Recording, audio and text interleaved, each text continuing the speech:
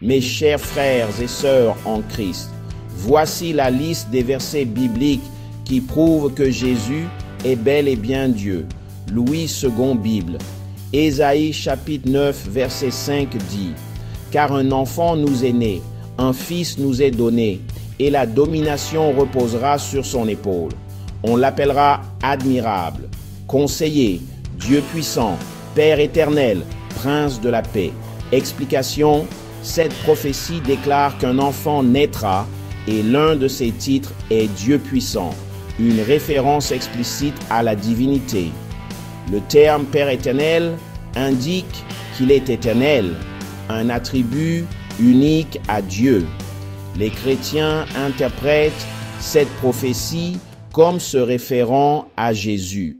Michée chapitre 5 verset 1 dit « Et toi, Bethléem Ephrata, petite entre les milliers de Juda, de toi sortira pour moi celui qui dominera sur Israël, et dont les activités remontent aux temps anciens, au jour de l'éternité. » Explication, ce verset identifie Bethléem comme le lieu de naissance d'un dirigeant ayant une origine éternelle. Jour de l'éternité suggère une préexistence, ce qui correspond à la nature éternelle de Jésus. Jean 1:1.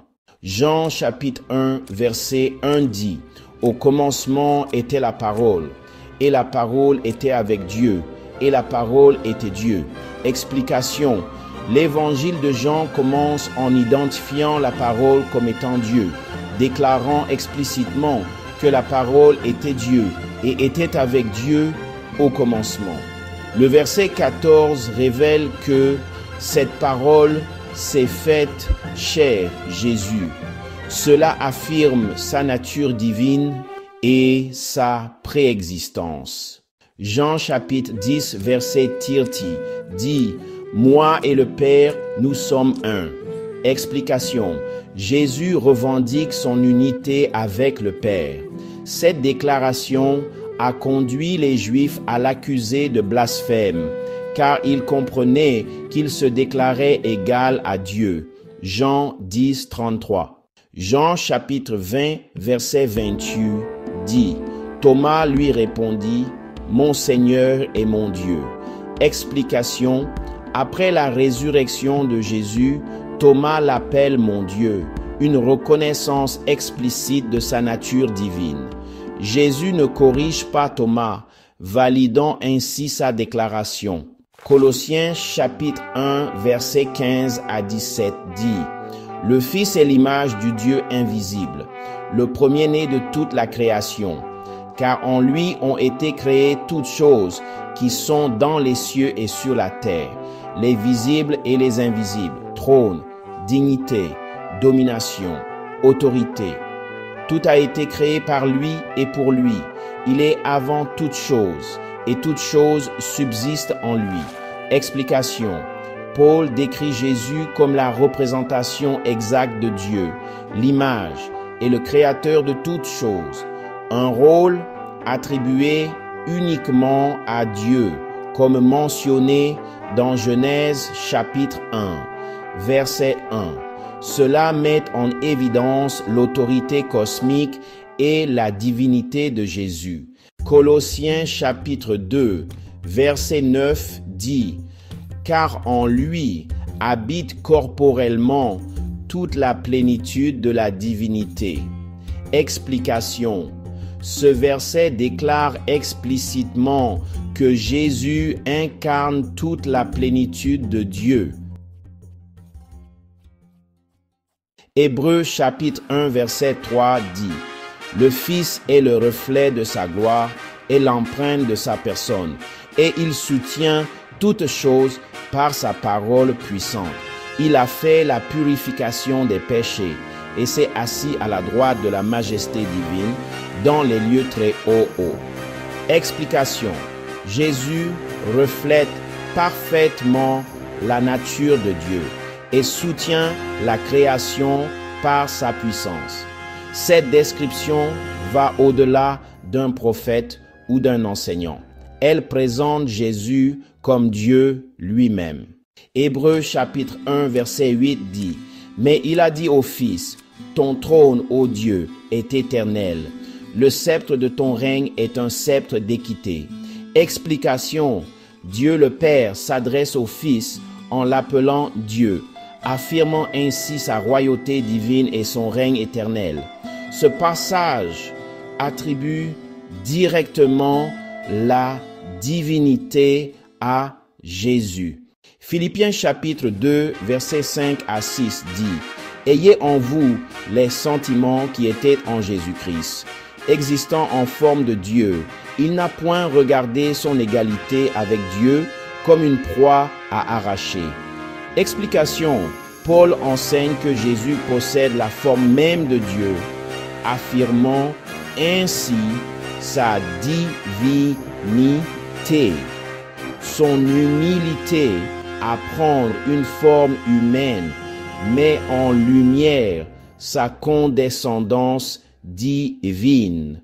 Tite chapitre 2 verset 13 dit, « En attendant la bienheureuse espérance et la manifestation de la gloire de notre grand Dieu et Sauveur Jésus-Christ. » Explication. Paul fait explicitement référence à Jésus comme notre grand Dieu et Sauveur, montrant qu'il est à la fois divin et porteur de salut. Apocalypse chapitre 1 verset 8 dit, « Je suis l'alpha et l'oméga, dit le Seigneur Dieu, celui qui est, qui était et qui vient, le Tout-Puissant. » Explication. Bien que cela puisse faire référence à Dieu le Père, Jésus revendique plus tard les mêmes titres. Apocalypse 22, 13. La répétition met en évidence leur divinité partagée. Apocalypse chapitre 22 verset 13 dit, « Je suis l'alpha et l'oméga, le premier et le dernier, le commencement et la fin. » Explication. Jésus revendique directement des titres réservés à Dieu, affirmant ainsi son existence éternelle et son autorité suprême. Matthieu chapitre 1 verset 23 dit, « Voici, la Vierge sera enceinte, elle enfantera un fils, et on lui donnera le nom d'Emmanuel, ce qui signifie Dieu avec nous. » Explication. Le titre Emmanuel de Jésus souligne que Dieu est venu habiter parmi les hommes. Cela s'accomplit dans l'incarnation de Jésus.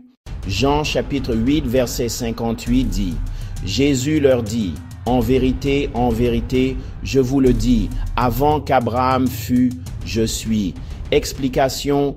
Jésus utilise « je suis », faisant écho à la révélation de Dieu à Moïse dans Exode 3, 14. Son audience comprenait clairement cela comme une revendication de divinité, car il cherchait à le lapider pour blasphème.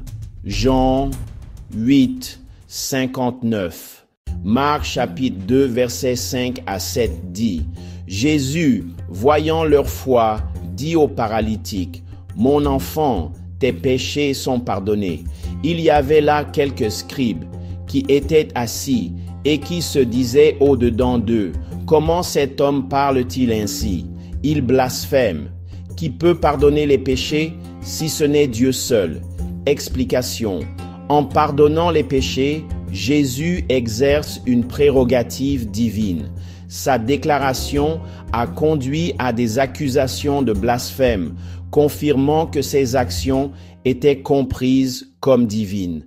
Actes chapitre 20, verset 28 dit, « Prenez donc garde à vous-même et à tout le troupeau sur lequel le Saint-Esprit vous a établi évêque pour paître l'Église de Dieu, qu'il s'est acquise par son propre sang. » Explication. Ce verset attribue l'achat de l'Église avec le sang de Dieu à Jésus, soulignant ainsi sa nature divine. Deuxième Pierre chapitre 1 verset 1 dit: Simon Pierre, serviteur et apôtre de Jésus-Christ, et à ceux qui ont reçu en partage une foi du même prix que la nôtre, par la justice de notre Dieu et Sauveur Jésus-Christ. Explication. Pierre fait explicitement référence à Jésus comme Dieu et Sauveur, soulignant son rôle divin dans le salut.